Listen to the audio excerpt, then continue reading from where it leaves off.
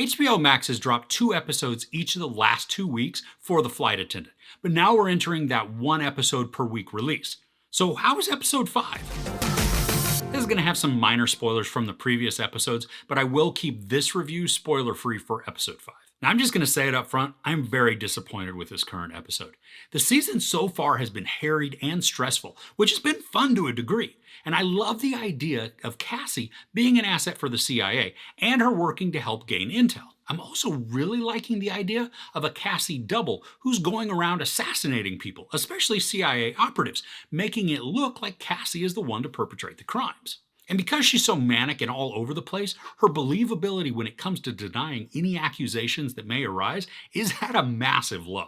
Annie and Max, now knowing that Cassie is a CIA asset, they get to also play in the cloak and dagger. And I think they're fun and they're a great odd couple sort of pairing that I'm always rooting for, especially since Max just seems so nice and likable. But this current episode feels like we were put into a blender of chaos and stress, spun around excitedly, and then dumped on the counter with no progress being made in the narrative. Episode 4 ends with Cassie sleeping with her handler at the CIA. Her life is going off the rails, and her sobriety is in massive danger of being broken. Now, this is good tension for the story, but we're not going anywhere. This episode just finds us following Cassie as she's having a crisis, then complaining about it, trying to justify any of her actions, and basically just coming apart at the seams. Now, from a character perspective, this is powerful. And Kaley Cuoco is doing a phenomenal job as someone who's breaking apart physically, mentally, relationally, and even emotionally. And I like what she brings to the character, but I'm not a fan in this episode of no forward progression. The mystery angle is almost completely forgotten, even though Max and Annie are intent on continuing with it. Their actions don't lead to much in this, except for maybe a brief tense scene and then an emotional conversation. Rosie Perez's Megan does get a bit more screen time in this, but her arc just wasn't very interesting in this episode. She's searching for something, and I'm sure it is going to lead to something more engaging, but currently, it felt like just like a lot of filler. You know how there's that analogy of a duck seeming to be calm and collected above the water, but below its feet are just paddling like crazy? Well, in this episode, the story feels like it's all feet, chaotically and desperately paddling to find footing. I found myself more enduring this episode than I was enjoying it, even though there are moments within this that are continuing to build out our characters. I think I just wanted to have more of the mystery as the focus. Now, I'm all for having Cassie's character crisis in the midst of that, but I'd like it to just be more balanced. And the show thrives when we have Cassie working to solve a mystery with the help of her Mind Palace interactions.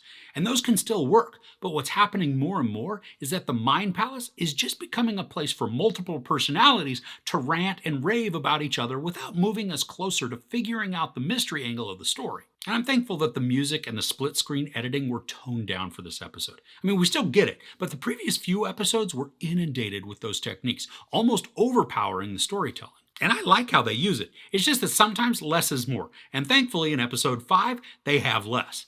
And maybe that's because what Cassie is experiencing is so helter-skelter that the showrunners didn't want to compound the chaos and then take away just the effectiveness or maybe even the impact of Cassie's arc. Now I know it could sound like I'm saying this episode was useless, but it wasn't.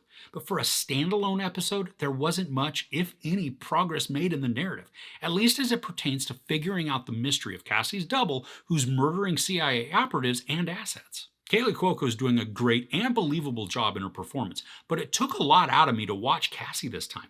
We feel for her and can maybe root for her still, but everything that comes at us from her is a lot. I'd maybe skip this week's release and then watch it with next week's episode 6 so that you can have 2 episodes that will hopefully give us more forward momentum in the story. There's no sex or nudity, but there's a ton of profanity, maybe just a tiny bit of violence. Now, I know I've been giving ratings for the individual episodes for this so far, but I'm going to hold off any future scores until the finale and then just give it a rating as a whole. My guess is that when then it's taken in its entirety, the score will be better than how this individual episode felt. So are you a fan of this series? Do you have any guesses as to who Cassie's double is? Let me know in the comments. I'm still at a loss for anything concrete, but I really could see it being Gabrielle since she's been in the same locations the murders have taken place. But we're just going to have to wait and see. If you enjoyed this review, please give it a like. Also, don't forget to share and subscribe. I'm Chris. This is Movies and Munchies. Thanks for couching with me.